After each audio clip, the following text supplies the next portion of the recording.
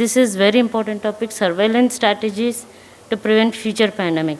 Because if you don't do surveillance, there's going to be pandemic. We are having pandemic because adequate surveillance has not been done. So we are going to have many waves like the second wave, third wave, fourth wave, if you are not going to do future surveillance. So surveillance is, you have to emphasize on surveillance to prevent pandemics. Actually, as a nation, we have done our part very well. The whole world was looking at India, thinking that there's going to be devastation in the country, but then we handled it pretty well and contained it pretty well. And as of now, the load has definitely come down, the curve has definitely come down. And probably because we had good surveillance strategies in the initial stage of pandemic, as a country, as a Telangana state, the healthcare workers, the health ministry took active part. They were very proactive, and then they in containment and quarantining the cases, catching the cases early, quarantining them pretty well. Gandhi Hospital had a great role. They did testing, and in fact, I remember we used to get reports within 24 hours. And we used to inform the positive cases, they used to come and quarantine them immediately. So such surveillance factors really helped. That's why we are in a better situation today, and we are having this conference today. So let me start with the topic. So Time magazine in the year 2017 has warned us already. We are not ready for the next pandemic. So this surveillance is going on, and the people felt that this is written by Bill Gates. He said that the world is not ready for pandemic. So we are caught unaware. That is why we are having this pandemic. Because adequate surveillance was not going around. Probably there were no funds. Probably there were no people to look into the surveillance factor. So surveillance plays a very important role. So what happened in 2020? It's almost like a zero year. We had great words to listen, lockdowns, unlockdowns, and quarantines. Nice words, right? This is new to our ears. No schools and colleges. Nobody ever imagined that. We used to always pray, God, there is no school or college today. It happened. There are no schools and colleges, and we are having work from home strategies, online classes, online shoppings, and we are also wearing this mask, which we never imagined that we'll be doing this. So what exactly is pandemic? Because to know where exactly we have to do the surveillance, we have to know what is pandemic. Pandemic is nothing but a global epidemic occurring with a new virus subtypes where no one is immune and occurs rapidly all across the world. And pandemics occurs 3 to 4 times each century. We have been having pandemics in earlier also in the past. See, pandemics do happen. So these are the various years where we had pandemics, and we were able to contain it. But we had many loss of lives as well, but nothing to beat COVID-19. We had many loss of lives so far. And to understand better, we had different phases of pandemics. In interpandemic phases 1 and 2, there's no influenza virus subtypes. So we have to know in which pandemic where there is human-to-human transmission, so that we can cut off at the stage 1 level itself. In stage 3, what happens? Human infection with new subtype, but there's no human-to-human spread. In phase 4, we will have small clusters and limited human-to-human transmission, and there's definitely localized spread in the communities. In phase 5, spread still localized, larger clusters. In phase 6, what we are having right now, we have sustained transmission in general population.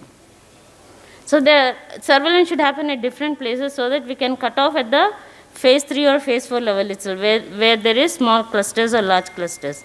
So what happened during pandemic? What did we do? Labeled it a security threat and consequently adopted various emergency measures. We had mass lockdowns, mass testing happened, mass surveillance also is happening, and results in major policy changes to prevent and mitigate future crises. Mass surveillance becomes a standard for threat prevention and management. Why are there pandemics?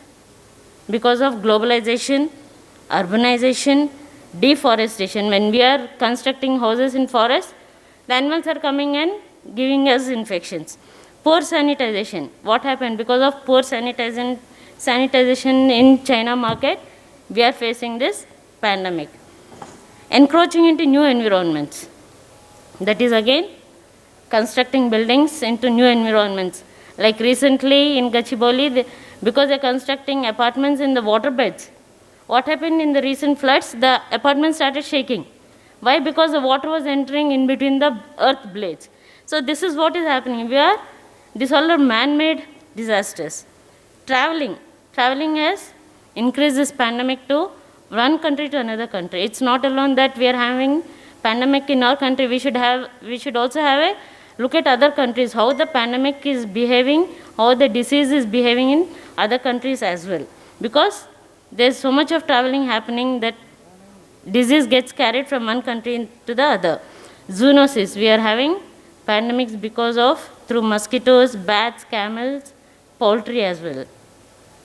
So outbreaks did happen, like Zika, MERS, SARS, Ebola, and yellow fever. All these were controlled because there was adequate surveillance. Even now WHO is focusing in lot of diseases. They have a list of diseases where surveillance is happening, but still we were caught unaware. Because they could not find the source of infection on time. So today's objective of this talk is to determine the types, challenges, and implications of surveillance methods used for controlling pandemic. So there are different surveillance methods, which I'll be talking now.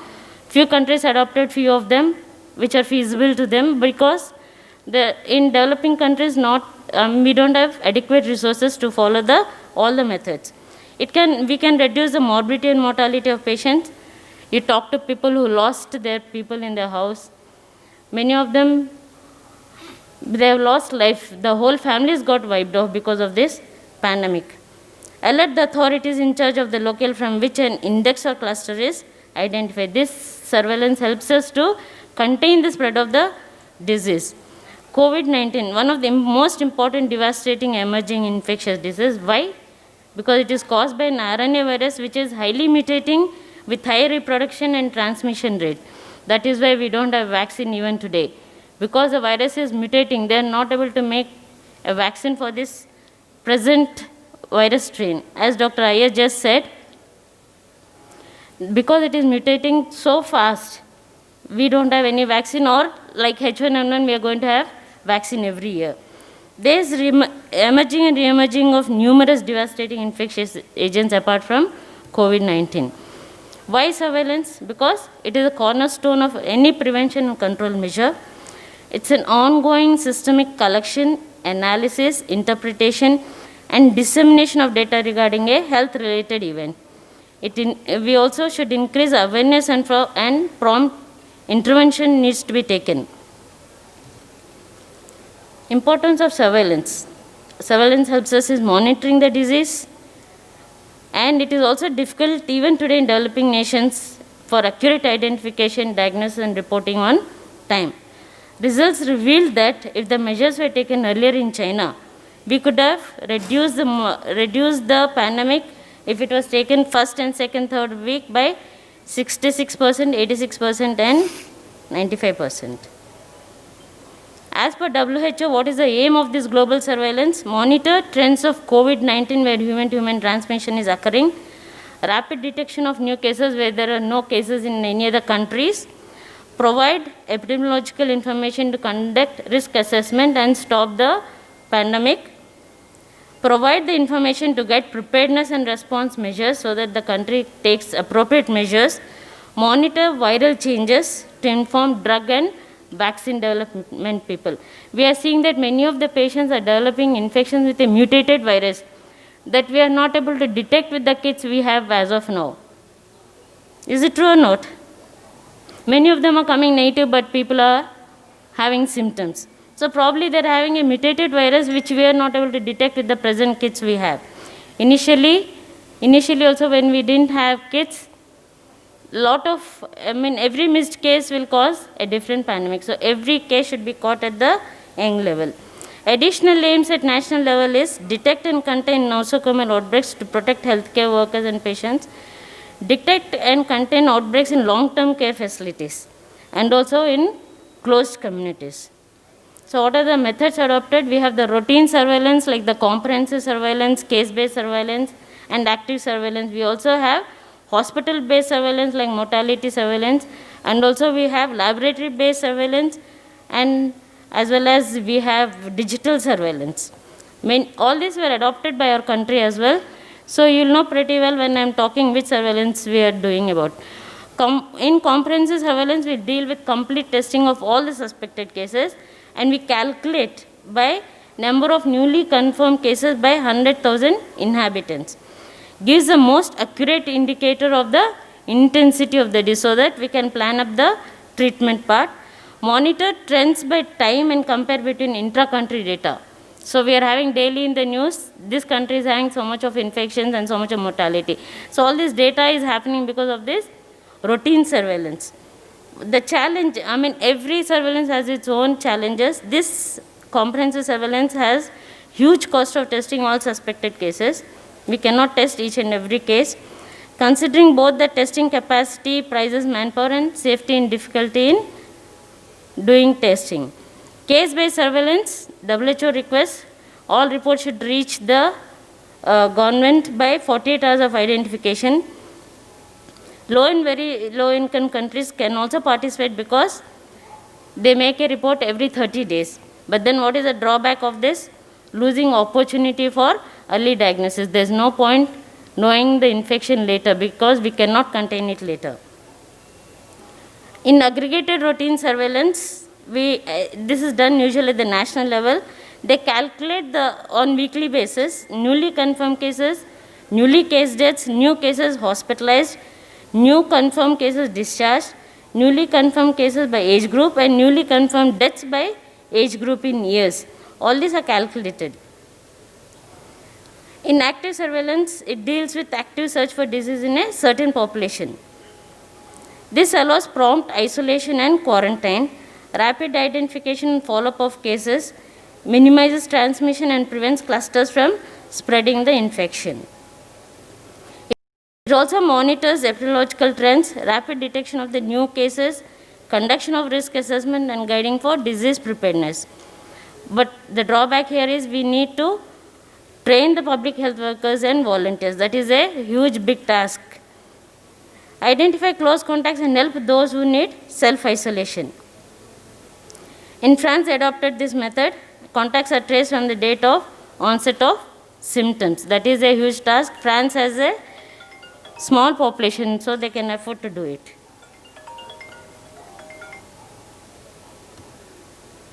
Syndromic clinical surveillance. This also we have practiced. Initially, the government asked us to give all the ARI and SARI cases. Then they gave up because everybody seems to be having SARI cases. Initially, we followed this method. Fever and at least one sign of cough, shortness of breath, and history of travel of prior 14 days. Even now, we have the ICMR forms where we write this history. Patient with ARI and having been in contact with the confirmed case last 14 days. Patient with CRI and at least one sign is feasible. Laboratory confirmation done by RT-PCR with nasopharyngeal swab is also one of the requirement. Is utilized for making decision about health policy and health education. Again, what is the drawback? Confirmation of the cases need a big cost. Sentinel surveillance, what happens in this? A network of healthcare providers are selected and they are recruited to regularly report about a disease. Used for promptly understanding the magnitude of outbreak in a certain population. This is essential for notifying response action including testing criteria, quarantine guide, investigation protocols, and community mitigating actions which needs to be taken. In sentinel syndromic surveillance, all the mild suspect, only the confirmed cases are coming to the hospital. What about the mild suspected cases? The primary healthcare providers helps with telephone consultations and also collect data from the influenza-like illness or acute respiratory infection and testing them. Here, sentinel physicians can't swab when they cannot swab the case, self-swabbing is also encouraged. It calculates the weekly number of positive results over all tested specimens or the weekly number of confirmed cases over the number of ARI consultation. What happened in this? The drawback is it is based only on the healthcare facilities. So, we will get only data of only few population, not of all the population. In laboratory-based surveillance, This has been vigorously initially it was at the government level. Now it has been given permission even to the private hospitals. So everybody is doing molecular tests, and also rapid antigen detection and antibody detection test is done in developing countries where they cannot afford molecular tests. So we also do virological sentinel surveillance. Clinical substance are obtained when during national sentinel surveillance, when patients had ARI SRE, samples are collected and tested. Again, the drawback is we are catching only part of the population. We are not able to cover the whole population. So in UK, they are following this method of catching the people when they come to hospital. When they come to hospital to give the regular sample, they collect the sample even for the COVID-19 serology. But what happened again, it's a cost issue. Not every country can afford this. This actually helps to know the intensity and distribution of the virus in the population. So that is why we are getting better data from the UK and Europe countries. Hospital-based surveillance for SARI. We also have hospital-based surveillance. Must test all SARI patients admitted to hospital and ICU and high dependency unit to monitor the percentage of confirmed cases. Selection of hospitals in a given region and use the inhabitants of the area's denominator can be applied for most of the countries, which we are doing actually. What is happening, what is the drawback is late case detection, and that is why we are not able to catch them young and disease is spreading. So that is why we are having this second wave and third wave as well. What some of the people are doing, they are doing enhanced surveillance only for the risk groups of hospitalized patients. Like Singapore tested all positive patients with pneumonia, patients in ICU, people who died of unknown cause, and individuals with influenza-like disease in Sentinel PHC clinics. Suspected patients are also tested according to clinical or epidemiological reasons. Very important drive. This helps us to know the new cases which are coming into the city, primarily based on symptomatic patients. So we also had to do mortality. We have to give daily how many cases are detected, how many are death cases in the hospital. This data is going daily from all hospitals to the government. So this is a tool for measuring the disease severity. So at the hospital level, we never know what is happening to patients, what type of treatment, and how they are actually dying. So surveillance of wildlife, which was very important and which was neglected, and that is why we are having these pandemics. Banning of some food habits like eating bats and others should be banned. Improvement of biosecurity regarding wildlife trade and closing wet markets in China is one of the important factors which I think WHO take action. We also used Arogya Setu. We also had apps. It is the best web-based tools for reporting disease and epidemics. Though initially you need a lot of budget, not every country again can afford this. Improves the quality and timeliness of surveillance. Electronic record dashboards are prepared and other electronic tools. So our IT guys helped us and gave us a lot of apps and data dashboards. So American CDC utilizes interactive germ data dashboards and bioinformatics in the cloud systems. And we also have different types of apps. IT people will be interested more in this. Many of the developed nations are getting their data through these apps. So digital surveillance, many of the other countries also adopted this method. US used ankle bracelets, wristbands, apps to quarantine their patients. South Korea used GPS apparatus. Hong Kong authorities used a bracelet and an app for all travelers. Singapore, individuals had to report their locations with photographic proof. Yeah. Thailand is using an app and SIM cards for all travelers to enforce the quarantine. India had plans of location and temperature controlling bans, and China used the methods of social media search indexes for quarantining purpose. Implication of surveillance for collecting information, doing action, and hence controlling pandemic. For early detection and application of case management protocol and containment. Faster insights on how to prevent further lives losses is one of the important factors of surveillance. Slow growth, or even we can end the pandemic with the surveillance. To monitor virus, vaccine match, and the possible emergence of antiviral resistance is also one of the important factors. As of now, we don't have any drugs, but then we should also know which drug acts the best and how to take action. Contact with wildlife with improvement of biosecurity is also one of the important part of surveillance. Challenges facing by surveillance is low resource countries are not able to afford, and there's strengthening of surveillance system in this country is more complicated due to deficiency of resources and lack of training. Limitation is we are having underreporting, which everybody claims that India is underreporting. Mild and subclinical cases are not usually seeking treatment, so we are missing infections in such cases. Under detection of the imported cases, as for GHS, it is only about 40%. At the hospital level, what we all have done is, I am facing the patients from day one of the pandemic. So we have been collecting history of travel, history of fever, any cold and cough, and we are triaging them at the ER and OPD level because they should not be spreading infection. We give them mask and then maintain social distance.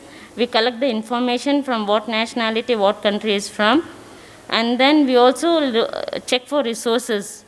Adequate drugs and adequate vaccines are prepared in the hospital. Hospital outbreak committee has been formed initially. We used to meet once a day and discuss all the problems and what should be done, or action which needs to be taken on daily basis. After that, we have COVID task force where we meet weekly once to discuss all the daily activities. Early recognition and source control at the emergency room and OPD, as I said. Preparations at the hospital level have SOPs in place, have mock drills on annual basis as the JC accredited. We usually have mock drills. Initially, I used to have trouble because nobody used to understand what is pandemic, why should we do all this. But then now I think everybody will understand and do these mock drills at least annual basis. Decision making at the right time and keep adequate store of all the PPEs. WHO recommends that every country should enhance their surveillance for severe acute respiratory infections and notify them as soon as possible to the WHO. At the global level, we should stop international travel, and intense contact tracing and quarantine methods is the mantra. Reporting and analysis are to be reported, compiled and analyzed daily with zero reporting when there are no cases. Data should be compiled at national level and international level, at district, province and every level. More in-depth analysis on age, gender, everything should be prompt enough. Analysis should be done and it should be reported to the surveillance system officers and made publicly available via a government site. Even we have an ICMR website where we can look for day-to-day information. Many national and local public health agencies have developed online dashboards to report daily surveillance. Surveillance is required to prevent future pandemics and to have adequate diagnostic facilities, have healthcare facilities, a proper infrastructure, plan our international travels and better medical management of the patients and preparation of vaccines. Because if you fail to plan, you have planned to fail.